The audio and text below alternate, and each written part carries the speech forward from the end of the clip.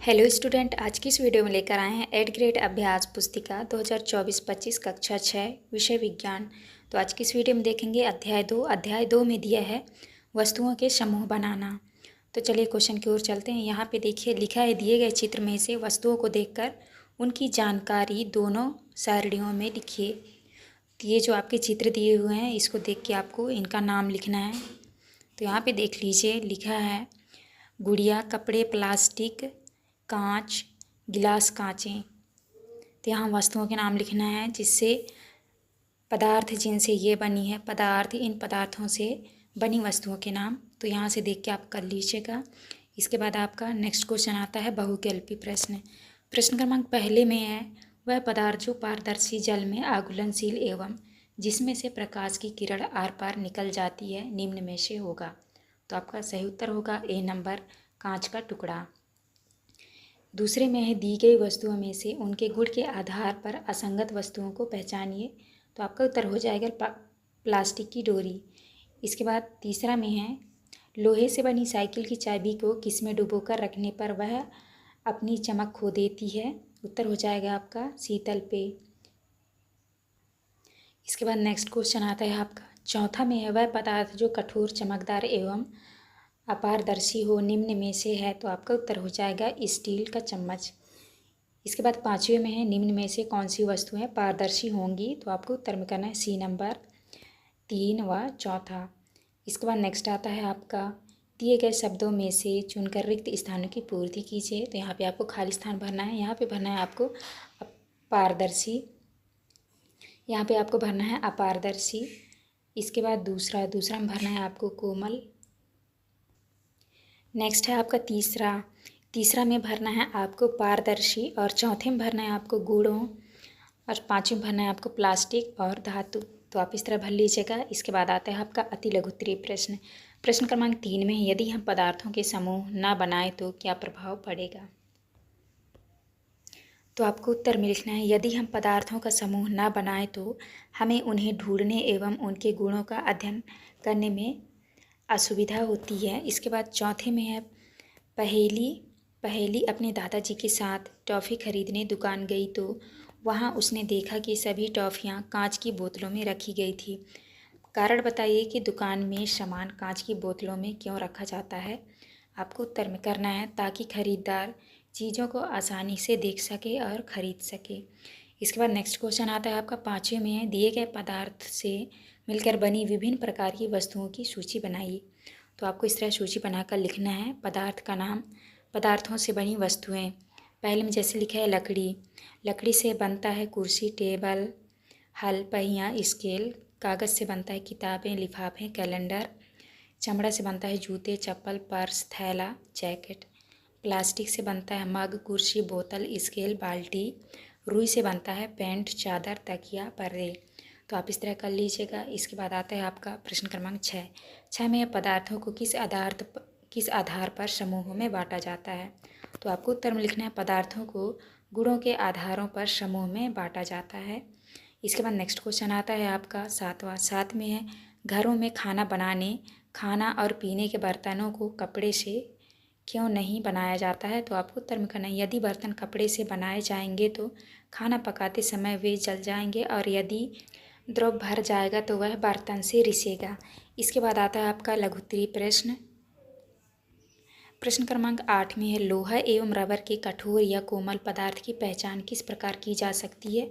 आपको उत्तर में करना है, कठोर या कोमल पदार्थ की पहचान को संपीड़ित एवं खरोच कर की जाती है। कोमल पदार्थ संपीड़ित हो जाते हैं, जबकि कठोर संपीड़ित नहीं होते हैं।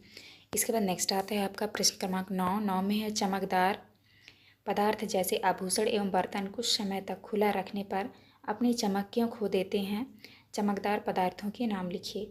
तो आपको उत्तर में लिखना है, चमकदार पदार्थ वायु तथा नमी की अभिक्रियाओं के कारण अपनी चमक को खो देते हैं, जैसे स्टील के बर्तन, चांदी, सोने के आभूषण आदि। इसके बाद नेक्स्ट आता है आपका प्रश्न क्रमांक 10 में है, निम्नलिखित द्रव्य जल में पूर्ण रूप से मिश्रित होते हैं या नहीं।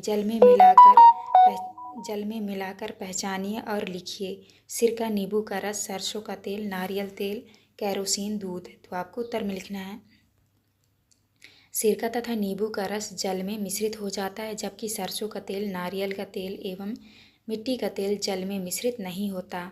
इसके बाद नेक्स्ट क्वेश्चन आता है आपका क्वेश्चन नंबर 11 में तालिका में दिए गए पदार्थों में से कौन से पदार्थ जल में विलोड़ित करने पर पूर्णतः लुप्त हो जाते हैं तथा कौन से लुप्त नहीं होते। पदार्थ की पहचान कर लिखिए। तो आपको उत्तर में लिखना है पदार्थ का नाम। यहाँ पे जल में पूर्णतः लुप्त हो जाता है और लुप्त नहीं होता है। नमक लुप्त हो जाता है, खाने का सोडा लुप्त हो जाता है ये भी। इसके बाद चीनी भी लुप्त हो जाती है, बालू लुप्त नहीं हो पाती, चाक पाउडर लुप्त नहीं हो पाता, लकड़ी का बुरादा लुप्त नहीं हो पाता। तो आप इस तरह कर लीजिएगा। इसके बाद नेक्स्ट आता है आपका प्रश्न क्रमांक 12 में है पहेली ने अपनी गुड़िया के लिए कागज़ का चश्मा बनाया जिससे बूझो देकर हंसने लगा। बताइए कि बूझो पहेली को चश्मा बनाने के लिए क्या सलाह देगा। तो आपको उत्तर में करना है बूझो पहेली को चश्मा कांच का बनाने की सलाह देगा, क्योंकि वह पारदर्शी होता है जबकि कागज़ पारदर्शी नहीं होता है। इसके बाद आता है आपका प्रश्न क्रमांक 13 में है पारदर्शी, अपारदर्शी तथा पारभाषी को उदाहरण सहित परिभाषित कीजिए। तो आपको उत्तर में लिखना है पारदर्शी वे पदार्थ जिनके आर पार हम देख सकते हैं पारदर्शी कहलाते हैं, जैसे कांच, जल, हवा।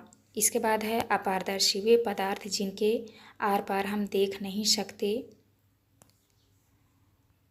इसके बाद है अपारदर्शी, तो अपारदर्शी पदार्थ कहलाते हैं जैसे में लिखा है लकड़ी, गत्ता, धातुएं। इसके बाद आता है आपका पारभाषी में वे पदार्थ जिनके आर पार हम देख सकते हैं लेकिन स्पष्टता से नहीं, पारभाषी कहलाते हैं, जैसे तेल लगा कागज़, बटर, पेपर। इसके बाद नेक्स्ट क्वेश्चन आता है आपका क्वेश्चन नंबर 14 में है तालिका में दी गई वस्तुओं को जल में डालकर बताइए कि कौन सी वस्तु जल में तैरती है अथवा जल में डूब जाती है। तो यहाँ पे आपको नाम लिखना है वस्तुओं के नाम। जल में तैरती है, जल में डूब जाती है। यहाँ पे है आपका लकड़ी, जल में तैरती है। दूसरा है तांबे का तार, जल में डूब जाता है। तीसरा में है चाक के टुकड़े, जल में डूब जाता है। प्लास्टिक की गेंद जल में तैरती है। नारियल तेल जल में तैरता है। कांचें जल में डूब जाते हैं। इसके बाद है कागज़, जल में तैरता है। स्पंज जल में तैरता है। कांच का टुकड़ा जल में डूब जाता है। सिक्का जल में डूब जाता है। तो आप इस तरह कर लीजिएगा। इसके बाद नेक्स्ट आता है आपका प्रश्न क्रमांक 15 में दी गई तालिका में पदार्थ के गुणों के आधार पर अपने आसपास पाए जाने वाली दो वस्तुओं के नाम लिखिए। तो यहाँ पे आपको वस्तुओं के नाम लिखना है, जैसे यहाँ पे लिखा है कठोर, कोमल, पारदर्शी, अपारदर्शी, चमकीली, विले, आविले, हल्का, भारी, पारमासी। तो आप इस तरह इनका जो है नाम लिख लीजिएगा। कठोर में आपको लिखना है लकड़ी, कांच। कोमल में रुई, स्पंज। पारदर्शी में हो जाएगा कांच, हवा। अपारदर्शी में लकड़ी, पत्थर। चमकीली में सोना, चांदी। विले में नमक, चीनी। आविले में बालू, चाक। हल्का में रुई, हवा। और भारी में लोहा, पत्थर। पारमासी में होगा बटर पेपर, एक्सरे। तो आप इस तरह कर लीजिएगा। इसके बाद आता है आपका प्रोजेक्ट 1 में लिखा है अपने आसपास के परिवेश का अवलोकन करते हुए निम्न तालिका को पूर्ण कीजिए। तो यहाँ पे आपको लिखना है वस्तु, खाद्य वस्तुएं, अखाद्य वस्तुएं, द्युतिहीन वस्तुएं। तो आपको इनमें नाम लिख लेना है। जैसे यहाँ पे खाद्य वस्तुएं में लिखा है अनाज, दलहन, तिलहन, सब्जियाँ, दूध, मांस, मछली। यहाँ पे लिखा है ग्लास, चम्मच, बक्सा, पेटी, झाड़ू, चटाई, कपड़ा। यहाँ पे देख लीजिए लिखा है घास, कागज, मिट्टी, संतरा, झाड़ू, चटाई, कपड़ा। इसमें लिखा है सोना, चांदी, तांबा, शीशा, जस्ता, टिन, लोहा। तो आप इस तरह लिख लीजिएगा वीडियो को रोक के। इसके बाद आता है आपका प्रोजेक्ट 2 में है दैनिक जीवन में उपयोग आने वाली विभिन्न प्रकार की वस्तुओं को आकार के आधार पर वर्गीकृत करते हुए तालिका पूर्ण कीजिए। तो यहाँ पे जैसे लिखा है वर्गाकार वस्तुएं, आयताकार वस्तुएं, बेलनाकार वस्तुएं, गोलाकार वस्तुएं। तो आपको वस्तुओं के नाम लिखना है। वर्गाकार में पासा, खिड़की, कैरम बोर्ड। आयताकार वस्तुओं में किताब, खिड़की, डिब्बा। बेलनाकार में पाइप, फुकनी, बेलना। और गोलाकार में है लड्डू, गेंद, बूंदी। आप जो है वीडियो को रोककर अच्छे से देख के कर लीजिएगा। इस तरह से आपको करना है। तो ये था आपका लास्ट क्वेश्चन। यहाँ पे हमारी वीडियो कंप्लीट होती है। वीडियो अच्छी लगी हो तो प्लीज़ हमारे चैनल को लाइक एंड सब्सक्राइब करिएगा। मिलते हैं आप नेक्स्ट वीडियो में।